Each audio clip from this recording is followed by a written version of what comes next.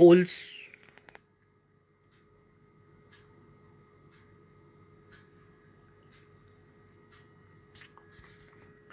start. Sir, experience has shown that housing units raised by the official agencies for the poor are too expensive and the intended benefit does not reach the beneficiaries for whom the schemes are launched. Now, the housing policy acknowledges the imperative of bringing the prospective beneficiary to the center of development process, and it emphasizes on involving the people in the housing and development programs. This is a welcome change, a welcome shift in the strategy to combat the problem. Man has always had the instinct to build a shelter for himself. Nothing else explains the mushroom growth of slums. However, a slum dweller being in constant fear of being evicted from the land which he has encroached upon does not really spend much on building a shanty for himself even by his own standards.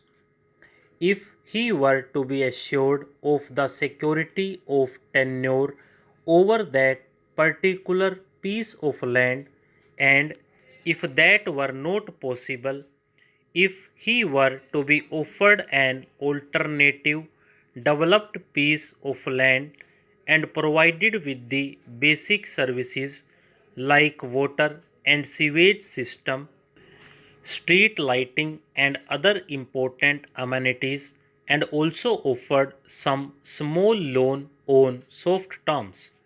I am sure that every household will be able to build for itself a house which would conform to the basic minimum housing norms postulated by the housing policy.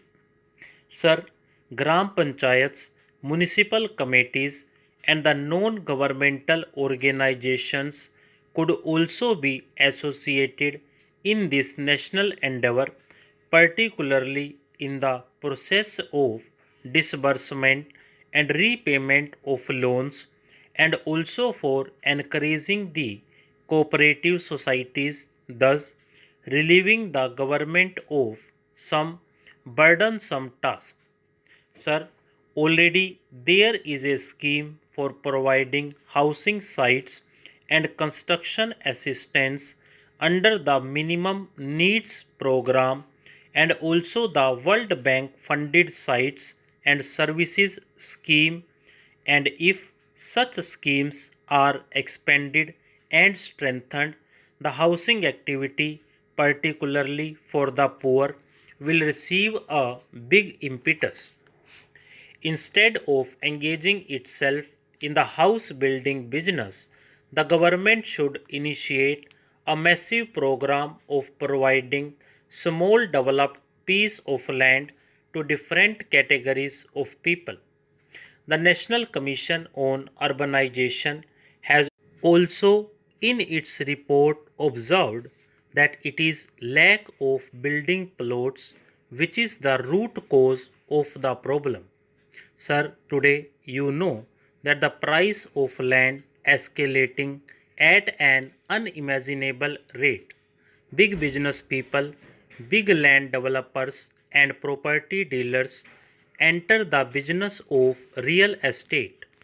Sir, a mention has been made, if not here, perhaps outside, that the present budget has not respected the long term fiscal policy.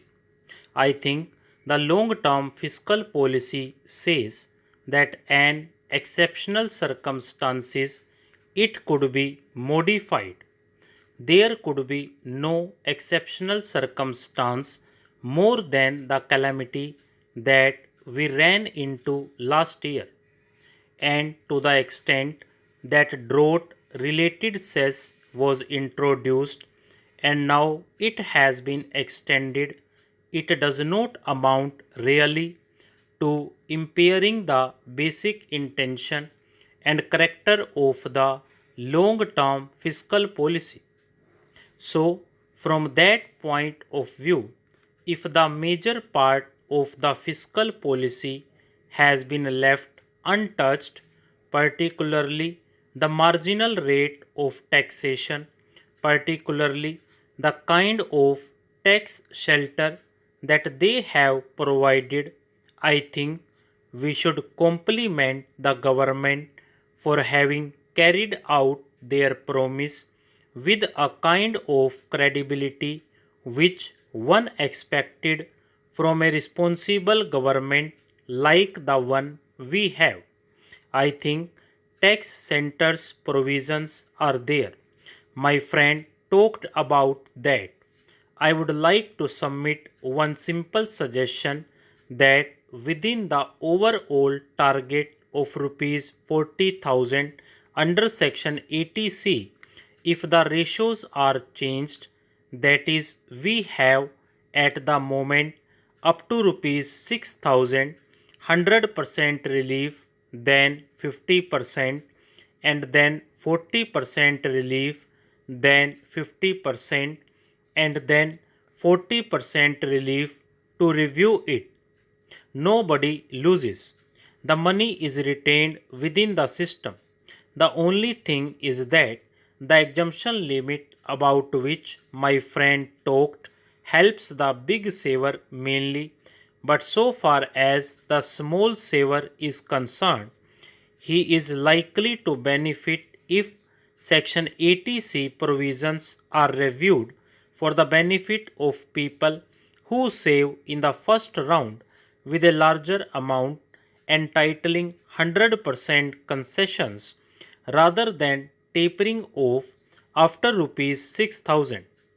Perhaps there is a need for a little gesture that will bring benefit to a large number of middle class people.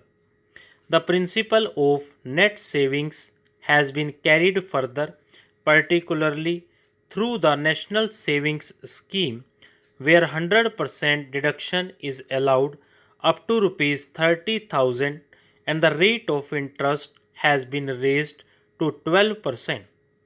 To that extent, we are carrying the economic management on a healthier path. Sir, I am not an expert on defense, but on aspects related to industry and dispensation fixed and prompted by the presence of a very distinguished member of the government from the Ministry of Defense sitting here. I would like to make two or three observations. In defense, we cannot afford to blunt the teeth of the armed forces in the country in the interest of security and other related matters. Stop.